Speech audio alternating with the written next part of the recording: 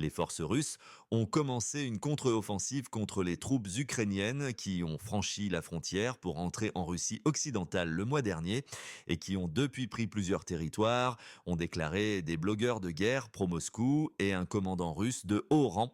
Le 6 août, l'Ukraine a lancé la plus grande attaque étrangère contre la Russie depuis la Seconde Guerre mondiale en franchissant la frontière dans la région de Koursk avec des milliers de troupes soutenues par des essaims de drones et des armements lourds, y compris des armes de fabrication occidentale. Le général de division Apti Alodinov, qui commande les forces spéciales Akhmat de Tchétchénie combattant à Koursk, a déclaré que les forces russes avaient repris le contrôle d'environ 10 localités à Koursk.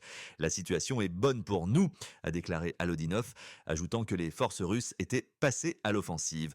Au total, environ 10 localités dans la région de Koursk ont été libérées, a-t-il déclaré. Reuters n'a pas pu vérifier les rapports du champ de bataille. Les rapports du ministère russe de la Défense n'avaient aucune information et l'Ukraine n'a pas fourni de commentaires. Le président Volodymyr Zelensky avait déclaré la semaine dernière que ses forces contrôlaient 100 localités dans la région de Koursk sur une superficie de plus de 1300 km². Yuri Podoliaka, un blogueur militaire pro-russe d'origine ukrainienne, et deux autres blogueurs influents, Rybar et Theo Majors, ont déclaré que les forces russes avaient commencé une contre-offensive significative à Koursk. L'armée russe a initié des actions de contre-offensive réduisant la zone de contrôle ukrainienne près de la frontière d'État, a déclaré le blog de Theo Majors.